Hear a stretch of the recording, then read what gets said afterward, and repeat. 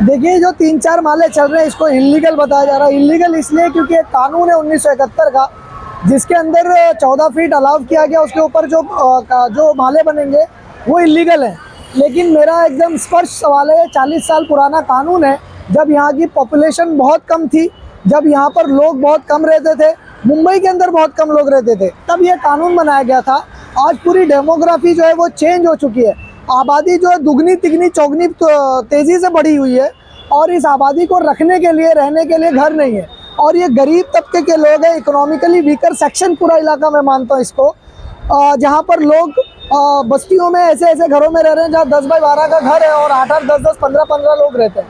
तो ऐसे में लोग जो है 2 माला, 3 माला और 4 माला बनाते हैं। तो ऐसे में मुझे ऐसा लगता है कि यहाँ के जो कॉरपोरेटर्स गुजरे, उनको बीएमसी में ये आह्वान देना चाहिए था, हाउस में ये आवाज़ उठानी चाहिए थी कि ये जो 40 साल 45 साल पुराना कानून है उसको बदला जाए। और हमारे एमएलए साहब की भी रिस्पॉन्सिबिलिटी थी कि ये संसद में, भवन में, विधान भवन में, विधानसभा के अंदर ये आवाज़ उठाएं कि भाई ये कानून जो है बदला जाए। ये कानून, इनको एक पॉलिसी बनानी चाहिए थी और ये पॉलिसी प्रेजेंट करनी चाहिए थी, और गवर्नमेंट से रिक्वेस्ट करना चाहिए था कि ये पॉलिसी एक्सेप्ट करे और यहाँ पर 2 माला 3 माला अलाउ करे। लेकिन ये कंप्लीट फेल्योर रहा है, पॉलिटिकल फेल्योर रहा है। जो हमने अपने नेताओं को चुना वो फेल्योर रहा है।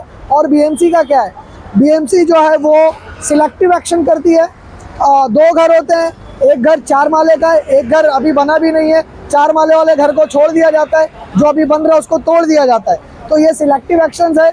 बीएमसी का हथौड़ा और कानून के जो हथौड़ा है ये हमेशा गरीबों के ऊपर चला है, और वही गोवंडी के अंदर देखने को मिल रहा है कि गरीबों के घरों पर हथौड़ा चल रहा है। जिनका कोई पॉलिटिकल कनेक्शन नहीं है, जिनका कोई बीएमसी के अंदर कनेक्शन नहीं है, जो दलाल नहीं है, उनका घर टूट रहा है, और बाकी जिनका कनेक्शन है उनका बच जा रहा है।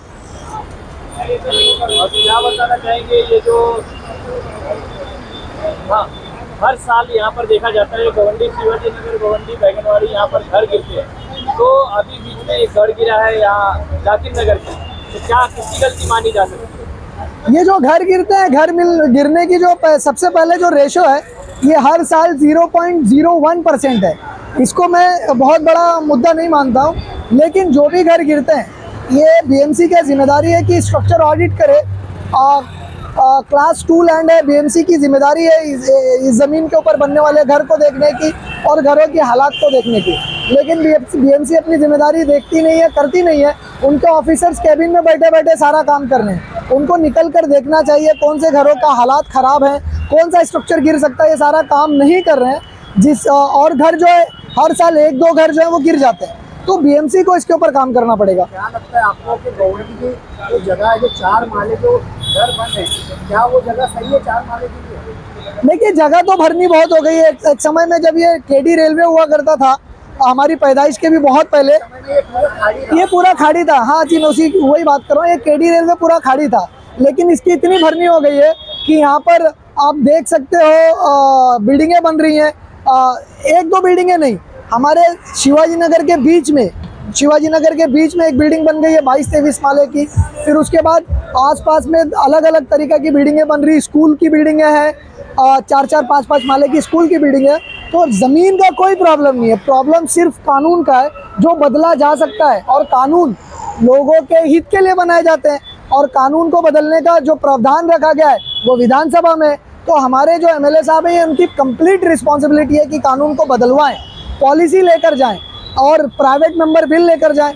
मैंने कल एक इंटरव्यू देखा जहाँ पर एमएलए साहब, उनकी बात सही है, वो कह रहे हैं कि कोई जो है वो गवर्नमेंट नहीं है जो बिल पास कर दे, लेकिन प्राइवेट मेंबर बिल लेकर जाना ये उनकी रिस्पॉन्सिबिलिटी और नैतिकता है।